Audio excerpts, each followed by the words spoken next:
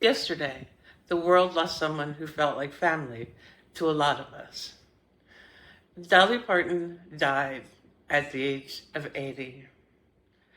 And I've been sitting with that all day because some losses are just news and some losses are personal, even when you have never met the person. And this one definitely feels personal. I grew up on Dolly's music, and it was not because I chose it at a young age, but it was because my mom did. My mom loved country music. She loved Porter Wagoner and Dolly. And when Dolly sang with him, she did it before most of the world kind of knew her name. So Dolly was in our house before she was sort of famous everywhere else.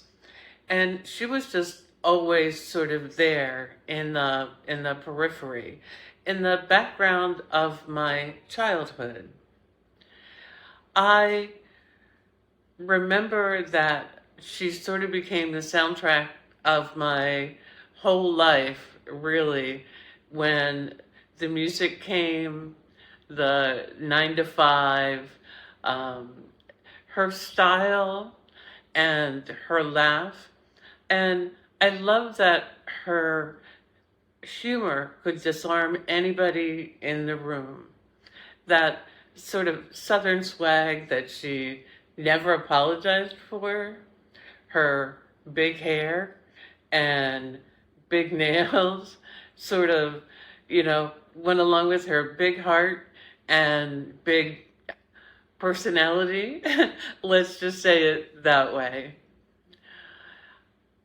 I took my boys to Dollywood when they were young. We were staying at my Uncle Art's cabin in the hills of the Great Smoky Mountains. And we made the trip into the park. And I don't remember sort of every ride, but um, with all of the details and things were there, what I remember most was what it sort of felt like. And it felt joyful, which I think is what, Dolly wanted. It felt unpretentious. Like everyone just belonged there. It was welcoming. And I think that is the trick of of her. I think that she built an entire empire, and somehow she made every single person who walked through those gates feel like they were in on the joke, in on the love, and in on the fun with her. And that doesn't happen by accident.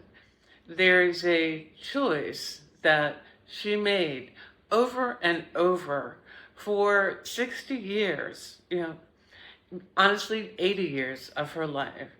And here's what I keep coming back to today is that Dolly Parton sort of preached acceptance before it was a hashtag, kindness before it was a brand, love, full stop, no conditions attached, no judgments.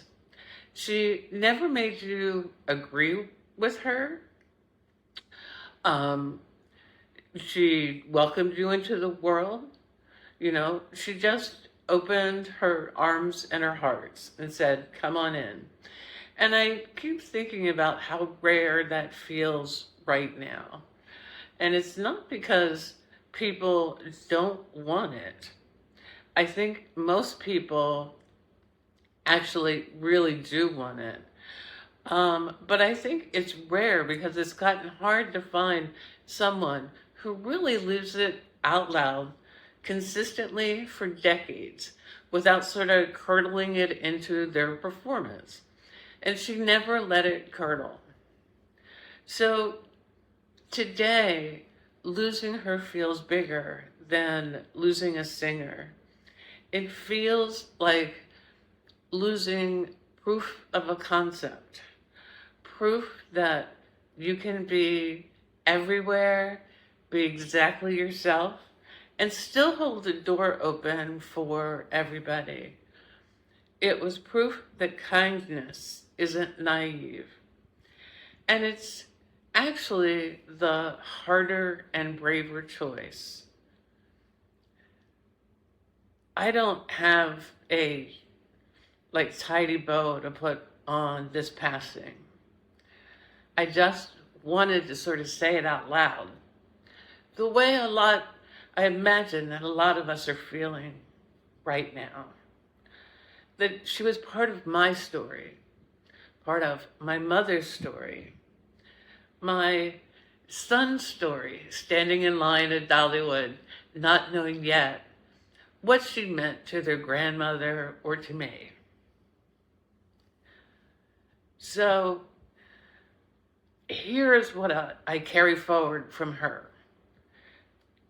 Not the wig collection as much as I love it, or her music as much as it shaped me, but the idea that acceptance, kindness, and love shouldn't be rare enough to make headlines when someone embodies them. That should just be every day, everywhere. That should just be how we treat each other.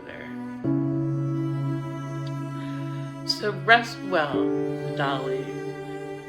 Thank you for the songs, the sequence, and the standards you set. We are still becoming who we're all going to be, and you certainly gave us a lot better blueprint for how to do it kindly.